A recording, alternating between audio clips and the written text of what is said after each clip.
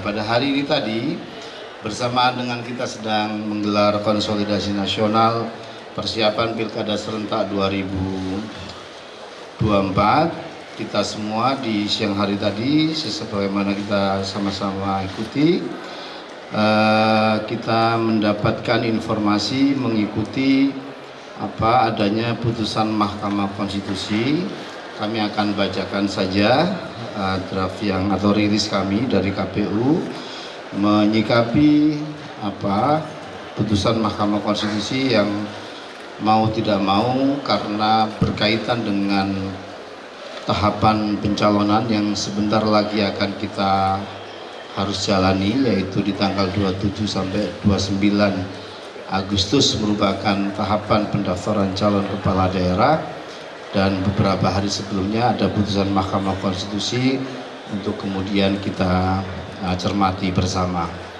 Pada hari ini Selasa 20 Agustus 2024, Mahkamah Konstitusi telah membacakan putusan uji materi terhadap Undang-Undang Nomor 10 Tahun 2016 tentang perubahan kedua atas Undang-Undang Nomor 1 Tahun 2015 tentang penetapan peraturan pemerintah pengganti Undang-Undang Nomor 1 Tahun 2014 tentang pemilihan gubernur, bupati dan wali kota menjadi undang-undang pilkada yang akan berpengaruh terhadap tahapan pendaftaran pencalonan kepala daerah yang dilaksanakan 27 Agustus sampai 29 Agustus.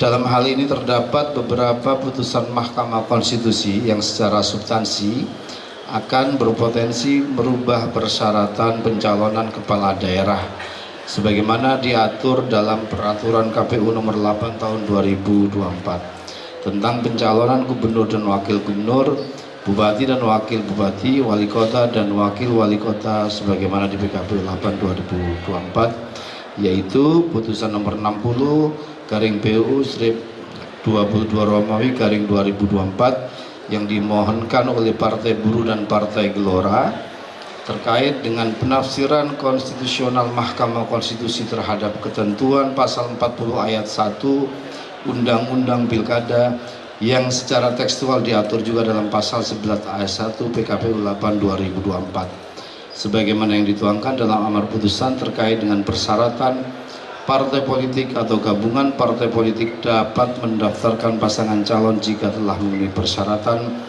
perolehan paling sedikit 20% dari jumlah kursi Dewan Perwakilan Rakyat Daerah atau 25% dari akumulasi perolehan suara sah dalam pemilihan umum anggota Dewan Perwakilan Rakyat Daerah di daerah yang bersangkutan tidak mempunyai kekuatan hukum mengikat sepanjang tidak dimaknai partai politik atau gabungan partai politik peserta pemilu dapat mendaftarkan pasangan calon jika telah memenuhi persyaratan sebagai berikut. Untuk mengusulkan calon gubernur dan calon wakil gubernur, A. Provinsi dengan penduduk termuat dalam DPT sampai dengan 2 juta jiwa, partai politik atau gabungan partai politik peserta pemilu harus memperoleh suara sah paling sedikit 10% di provinsi tersebut. Provinsi dengan jumlah penduduk yang termuat dalam DPT tetap dalam DPT lebih dari 2 juta jiwa sampai dengan 6 juta jiwa, partai politik atau gabungan partai politik harus memperoleh suara sah paling sedikit 8,5% di provinsi tersebut. C. Provinsi dengan jumlah penduduk yang termuat pada DPT lebih dari 6 juta jiwa sampai dengan 12 juta jiwa, partai politik atau gabungan partai politik peserta pemilu harus memperoleh suara sah paling sedikit 7,5% di provinsi tersebut. D. Provinsi dengan jumlah penduduk yang termuat DPT-nya lebih dari 12 juta jiwa, partai politik atau gabungan partai politik peserta pemilu harus memperoleh suara sah paling sedikit 6,5% di provinsi tersebut. Untuk mengusulkan calon bupati dan calon bupati, calon wali kota dan wali kota, A. Kabupaten kota dengan jumlah penduduk termuat pada DPT tetap pada DPT dengan 250.000 jiwa, partai politik atau gabungan partai peserta pemilu harus memperoleh suara sah paling sedikit 10% di kabupaten kota tersebut. B. Kabupaten kota dengan jumlah penduduk yang termuat pada daftar pemilih tetap 250.000 sampai dengan 500.000 jiwa partai politik atau gabungan partai politik peserta pemilu harus memperoleh suara sah paling sedikit 8,5% di kabupaten kota tersebut. C. Kabupaten kota dengan jumlah penduduk yang termuat pada daftar pemilih tetap lebih dari 500.000 sampai dengan 1 juta jiwa partai politik atau gabungan partai politik peserta pemilu harus memperoleh suara sah paling sedikit 7,5% di kabupaten kota tersebut. D. Kabupaten kota dengan jumlah penduduk yang termuat dalam DPT lebih dari 1 juta jiwa, partai politik atau gabungan partai politik harus memperoleh suara sah paling sedikit 6,5% di kabupaten kota tersebut. Teman-teman sekalian, selain itu Mahkamah Konstitusi juga membatalkan pasal 40 ayat 3 Undang-Undang Pilkada yang mengatur dalam hal partai politik atau gabungan partai politik mengusulkan pasangan calon menggunakan ketentuan peroleh paling sedikit 25% dari akumulasi perolehan suara sah sebagaimana dimaksud pada ayat 1.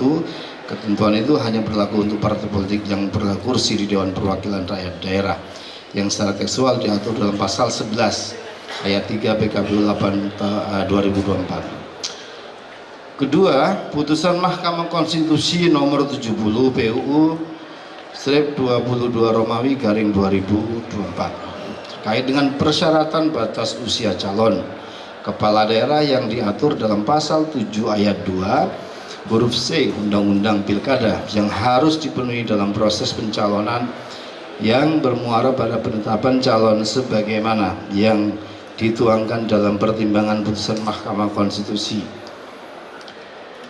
di halaman 50. Sedangkan saat ini berdasarkan pasal 15 PKPU 8 2024 pemenuhan batas usia calon kepala daerah dihitung sejak pelantikan pasangan calon terpilih yang sebelumnya rumusan ketentuan tersebut merujuk pada putusan Mahkamah Agung nomor 23 garing P garing HUM garing 2024. Mengingat kedudukan putusan Mahkamah Konstitusi adalah self-executing, segera berlaku tanpa berubah undang-undang. Dalam hal ini, teman-teman sekalian, KPU mengambil langkah-langkah sebagai berikut. Pertama, kami akan mengkaji lebih detail lagi salinan putusan Mahkamah Konstitusi tersebut, lebih komprehensif lagi untuk memahami secara utuh persyaratan calon kepala daerah yang konstitusional pasca putusan Mahkamah Konstitusi. Yang kedua, kami akan melakukan konsultasi dengan DPR dan pemerintah dalam rapat dengar pendapat terkait dengan putusan Mahkamah Konstitusi tersebut, dan segera kami akan bersurat resmi ke Komisi 2 atau DPR. Yang ketiga, kita menyosialisasikan kepada partai politik terkait adanya putusan ini. Yang keempat, tentu kami akan melakukan langkah-langkah lainnya yang diperlukan dalam rangka menindaklanjuti putusan Mahkamah Konstitusi sebelum tahapan pendaftaran calon kepala daerah dilaksanakan, termasuk melakukan perubahan PKPU 8 2024 sesuai dengan mekanisme pembentukan peraturan perundang-undangan. Ada konsultasi dan seterusnya tadi itu dengan memperhatikan tahapan dan jadwal pemilihan tahun 2024 sebagaimana tertera dalam peraturan KPU nomor 2 tahun 2024. Teman-teman sekalian, Bapak Ibu sekalian, artinya KPU sebagaimana yang sudah akan melakukan langkah-langkah yang memang sudah seharusnya kita lakukan, konsultasi, membahas dengan para pihak untuk kemudian mengkaji putusan Mahkamah Konstitusi yang memang dibacakan beberapa hari menjelang masa pendaftaran calon kepala daerah akan segera dimulai. Demikian sebagai tindak lanjut atau sikap KPU atas putusan Mahkamah Konstitusi pada hari ini. Untuk selanjutnya kami pasti akan menginformasikan hal-hal berkaitan dengan perkembangan tahapan pilkada, perkembangan pendaftaran calon kepala daerah, dan juga pastinya perkembangan tahapan-tahapan lainnya secara periodik nanti kita akan sampaikan ke teman-teman media. Selanjutnya kami persilakan teman-teman yang lain jika ada materi yang ditambahkan. Silakan.